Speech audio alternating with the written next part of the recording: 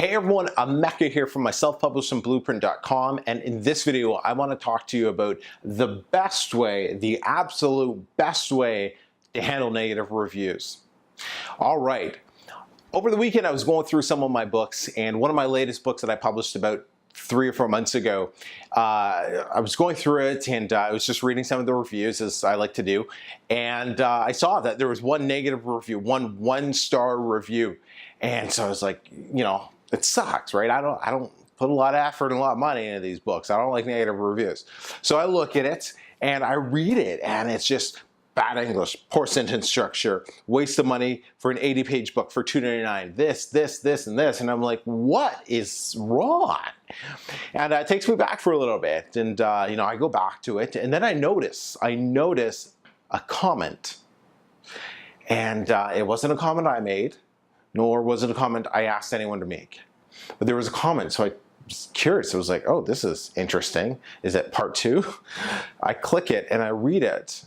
And it was one of my readers, one of my raving fans, destroying, ripping apart the person who wrote that negative review.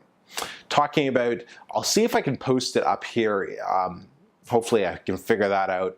But, you know, he was talking about how, you know, the negative reviewer is like, you know, I find it hypocritical that you're talking about bad sentence structure and poor grammar when you can't even put together a sentence yourself in the review. And this and that, and says, you know, for 80 pages for $2.99, why are you complaining? That's a bargain. Look at, you know, look at some of the other books around, you know, this topic. And just going off, and the last line is what I loved. He said, what was it?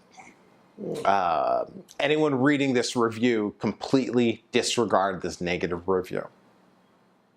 That is, without a shadow of a doubt, the absolute best way to handle a negative review. You don't even handle it. Your readers handle it for you. This is exactly why I preach to my students why it is so critical to build an email list, connect with your readers, connect with them, start a Facebook group, start a page, get a website if you want, but you have to connect with them, you have to build relationships with them.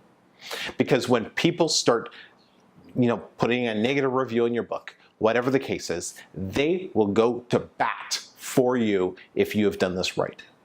Now, of course, this only works if you've put out quality books, right? It starts at the top. You have to give them that quality book that they really, really appreciate. And I make sure I do that. I email my list and ask them, what do you like? What don't you like? What do you want to see in the next book?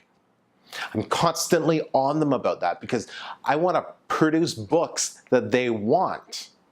Because if I keep producing books that they want, they keep buying my books. They keep reviewing the books for me, right? This is how you build, how you go from a little soul Kindle publisher to an internet marketer, to a brand, right? You need to create those raving fans. You need to create that fan base that will go to bat with you, that will, you know, that will just, yeah, they'll protect. They'll stand up for your work if you produce good enough work. So that is the best way to handle negative reviews. You don't even handle it, your readers handle it for you. Let me know in the comment section, what are you doing to handle negative reviews? What are some other areas or some other techniques that you might have done? Definitely would love to hear from you.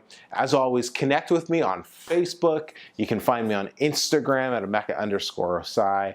And don't forget, if you're brand new to the channel, please take a look around. And if you like what you see, consider subscribing. Until next time, everyone, we'll talk to y'all soon. Take care.